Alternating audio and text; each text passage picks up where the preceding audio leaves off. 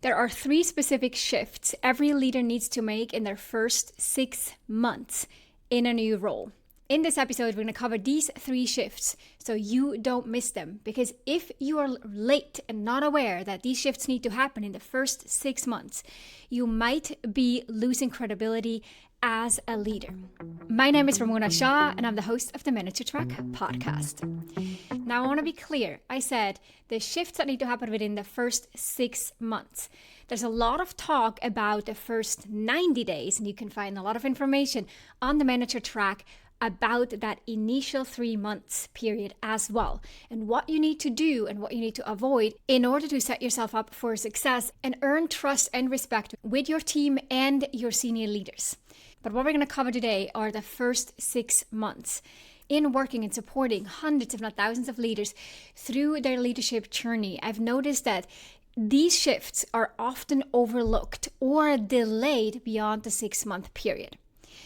Because what happens in the 6 months is that expectations shift. Kind of the grace period is over, and your team, your boss, and your peers are no longer evaluating you on potential. They're now actually evaluating your patterns. I'm going to give you a quick preview on what we're going to cover. First, validation seeking and why it is quietly eroding your authority. Second, strategic thinking and what it actually looks like in practice during the first 6 months. And then third, your leadership philosophy and team norms and why being vague about them is costing you. Okay, now let's dive into the first one, the validation trap. When you were new, it made sense to check in often. You might ask your boss, hey, does this approach make sense? You looped in people early because you did not want to get it wrong, because you didn't understand maybe the systems, the process, the culture, the context, the history of projects. All that was appropriate early on. But many managers never outgrow that pattern, because you can do this for the first 3 to 6 months, but not beyond. So the tricky thing about validation seeking is that it does not always look like insecurity. Sometimes it looks like collaboration, right? You're CCing your manager on decisions that actually you could and maybe should own, but you are framing your recommendations as questions and you're running ideas by different people before you commit. And the difference between collaboration and validation seeking is who owns the decision and what truly motivates you to go out and seek that kind of validation or that input. If you are asking for input to improve your thinking and to keep people in the loop in an attempt to have strong stakeholder management, that is collaboration. But if you're asking because you need someone else to say, yes, go ahead, before you will move and before you feel secure enough to make a decision, or you need some kind of backup, it feels like a safety net that you run it by a peer or by your boss, and so you're not the only one with that opinion. If that is the true motive, then this is validation seeking. And if you continue that pattern beyond 6 months, people will notice. Your boss will notice. And they may not say it directly, but what they're thinking is this: I promoted or hired this person so they can own it. Why are they still checking in with me? How do I let them know that they need to own more? I do appreciate the updates, but they start to pick up a subtle insecurity. And your team may notice this too, right? When their manager, i.e. you, constantly defers upward, if you say, hey, that's a great idea, let me discuss this with Anna, the boss, then you're signaling that you're not actually the one making decisions here. And what might happen is that people, especially people who might be your peers, who should be coming to you, might start to go to your boss because they realize you always refer back to the boss. So why not just go to your boss directly? So here's how you can build some awareness around this. Track the decisions that you make in a week. At the end of the day, what kind of decisions did you make? And how many of those did you own outright versus how many did you escalate upwards or require some kind of validation from other people? If more than half require someone else's sign off, and they're not actually the high-stake, super cross-functional calls that you're making, that then is an indication that there's a pattern you need to break. Again, early on in the first couple months, this is totally valid because you're likely missing a lot of context. It's about catching the right time to move from what do you think I should do to here is what I'm planning to do and here is why. I wanted to flag it for visibility, but unless you see something I'm missing, I will move forward. So a very different position that I'm presenting now a few months in than what I might have done in the first couple months. And so that change in phrasing and how you show up and present things will change how people perceive you. And it does clearly state, I have a point of view and I have done the thinking. And I trust my own judgment based on my vast experience before even coming into this role, enough to act on it. There's also a bit of a covert version of this to pay attention to. And this is the behind the scenes validation, where you might privately sort of poll colleagues or test the waters in sidebar conversations. You want to try to build consensus before you ever put your name on something. And that can be smart stakeholder management. It's kind of the office politics, right? The behind the scenes informal conversations to influence. That sounds good. But you got to make sure that you're clear on your motive, because if you're doing it so that you would never stand alone if a decision didn't work out, like if you make a decision and then you feel like you had to do all this polling so that at that point you would have some backup, if that's the motive, catch yourself. This is sort of the validation seeking that's done below the surface in a less visible way. Be honest with yourself about which one it is to have awareness and then be able to shift.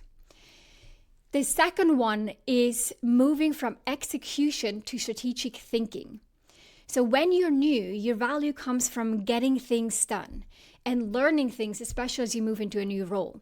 Right, you were fast early on, and you want to show that you pick up things fast, that you are reliable, that you're organized, that you're asking good questions, that you're getting sort of like early wins in, that you're making some movement and progress, and you're able to execute on the team's responsibilities. That happens early on. But then after about 3 months until about 6 months in, the expectations start to shift. And strategic thinking is one of those phrases that gets thrown around in development conversations without anyone really explaining what it means in daily practice. So I want to make it really clear. After the first 3 months, the second set of 3 months here in that 6-month period is about demonstrating strategic thinking, which is the ability to connect what your team does today to what the organization needs in 6, 12, 24 months, or even beyond, and to make trade-offs based on that connection and that forward-looking perspective. And it's less about having a 5-year vision deck, although that's great too, but it is about the quality of your reasoning when you decide what to prioritize, what to say no to, and how you frame your team's work to senior leaders when you demonstrate to them or talk to them about what your team does. And as a leader in a new role, in that first 6-month period, you will have to get to that strategic thinking level and be able to present to your manager and other senior leaders what kind of strategic goals you're setting, the direction that you want your team to take in, the risks that you foresee, and the challenges as well. Now, you want to weave some of this strategic thinking into the day-to-day conversations. So for example, before your next team meeting, identify the 2 business priorities for your department. Then look at the team's current workload and ask, hey, do our efforts truly map to these priorities? And if not, engage in a conversation on what kind of shifts might need to happen. When you present an update or a proposal, don't lead with the activity first. Hey, we completed X and we shipped Y and so forth. Instead, demonstrate the strategic perspective first. Lead with impact and trade-offs. For example, we focused on X because it supports this business goal or this strategic direction. That also meant we deprioritized Y, and here is why that was the right call to make in the broader context of your strategic objectives. In essence, you want to have a point of view on what is coming. You do not need to predict the future, but you should be able to say, based on what I'm seeing or based on what I've learned over the last 3 months, here's what I think we should be paying attention to in Q3 and beyond. That is what strategic sounds like. And by the way, many leaders are also expected either, very explicitly or sort of implied into their first 6 months period that they will present a strategic plan for their team. So if that's not on your radar and you are in the first 6 months, make sure that you check in with your manager of what is expected and what would be helpful. Be proactive about this, because this is sometimes just implied and you might not be aware of because you're in the fire drill and in the execution mode. One of those mistakes that many managers make is waiting for someone to tell them to think bigger, right? To receive the feedback like, hey, they're great in execution, but I haven't really heard them talk about where they see the team go or the organization go or the department. Don't expect people to send you calendar invites for that. You have to one driving this proactively. A quick pause here. If what we're covering today is resonating, and if you are someone who wants to take this all the way and you're fully invested in your leadership growth, if you're new to leadership or in your first 2 years, I want to tell you about the Leadership Accelerator. This is our 12-week manager readiness program that we run specifically for new and early stage managers. People who are good, great at their jobs, and now need to become good at leading. We go deep on exactly this kind of thing, like building strategic credibility, owning decisions without over-relying on your boss, and defining how you lead with all the practices such as one-on-one meetings, feedback, conflict resolution, delegating, managing time, so that your team actually knows what to expect from you and will grow alongside you. This program is cohort-based so that you don't grow through this alone, but in a small group of other managers in similar situations. It includes live coaching, on-demand training, and one-on-one support so that what you learn actually sticks. So if you're a manager who knows the grace period is over and you want to lead with more clarity and effectiveness, then check out the link in the description. Okay, back to our episode. The third shift you need to make in the first 6 months is that you need to get explicit about how you lead. Most managers operate on an unspoken philosophy. They have values and preferences and expectations. We all do. But they never said them out loud, right? They're leaving kind of their team to guess what those are. And guessing will inevitably create friction or a trial and error approach that's just not necessary. Your leadership philosophy is your answer to, what do I believe about how people should work together? What do I expect from myself and from this team? And what can they expect of me? Now, this doesn't have to be a really long manifesto, but it should be clear enough that a new person joining your team could understand within a very short time period how things work here, what gets rewarded, how to best engage with you, and what won't be tolerated. Also, what you expect around communication, how to best reach you, how to decide on deadlines, and how to deal with disagreements. Because here's the tagline to this shift: an unspoken standard is not a standard. And because your philosophy is something that tends to evolve over time, you don't have to get all the details nailed on day one or before you share it. You can start with a lightweight version and just take some notes and write things down. For example, write answers to the following 4 questions. What do I value most in how my team works together? For example, redirect or polite, ownership, or should people ask for permission? What does proactive communication look like? How do we run meetings? All of that. Number 2, what are my non-negotiables? For example, never surprise me in the meetings, right? Always send agendas. Always flag specific blockers that you might have to meet deadlines. Way in advance. Come with a recommendation, not just with a question. Those are all things that may sound so intuitive and logical to you, but people don't know that. We don't all operate with the same assumptions. Okay, that's number 2.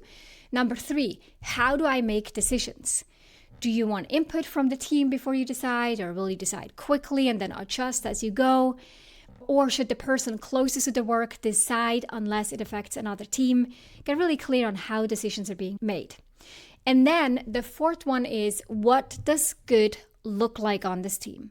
And we're not talking about the results, but the way that we operate day to day.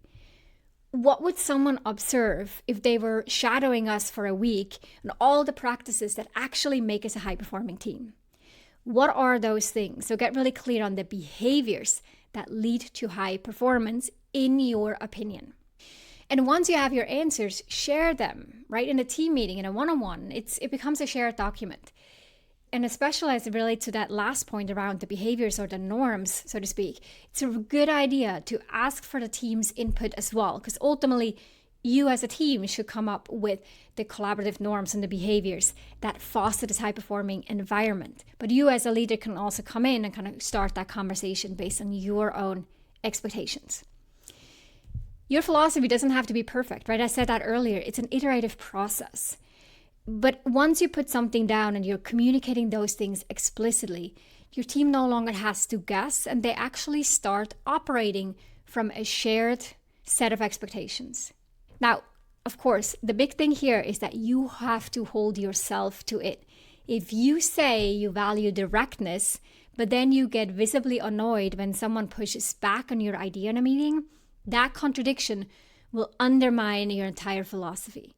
Right? So once you make it explicit, your team will watch what you do and how much that aligns with what you say that you value. So be mindful of that. Your philosophy is something that should be your compass, your sort of guide to how you show up. So with that, we've covered the 3 shifts that matter most in the first 6 months. Now here is the mindset underneath all 3 of those shifts. When you were new, your job was to learn systems, prove you belong, you understand the systems, a steep learning curve, prove that you earned your teams and your senior leaders' trust and respect. Then your job and responsibilities turn into being someone who shapes the system. So, right, you are now defining how your team operates, you're influencing, you're owning decisions without a safety net because you're actively leading. And to demonstrate that you're thinking beyond the next tasks, beyond the time horizon that might be on your team's radar, that you're the one who's thinking ahead. And you're also not auditioning for the role anymore, right? You are in the role, and at some point, especially as you elevate as a leader, people won't judge your competence, so they won't be on the lookout for your competence, the technical competence. They're now looking for your leadership competence. That's the thing that is in question, not your technical knowledge, because you wouldn't be hired into this role if the technical skills were missing. So that's no longer a question. You have to now prove your leadership. And in the first 6 months, what we've just covered in those 3 shifts is exactly this, that you move away from just getting a hang of what this role is and what the company is about to demonstrating leadership. So I suggest to try one thing. Pick the shift that hit closest to home. If it's validation seeking, making a decision without checking upward. If it is strategic thinking, such as reframing an update from activity to impact to weave in that strategic perspective into your communication. Or if it is your leadership philosophy, write down your non-negotiables and share them with your team. Small moves done consistently are how your leadership reputation gets built. And with that, if this episode was helpful, please share it with a fellow manager, a friend, a colleague, or someone else who's in that in-between zone or about to take on a new role. I'm confident that this, as a reminder or some foresight, will help them be set up for success in their new role. With that said, I wish you a great week, and we'll be back next week with another episode of the Manager Track podcast. Bye for now. If you enjoyed this episode, then check out 2 other awesome resources to help you become a leader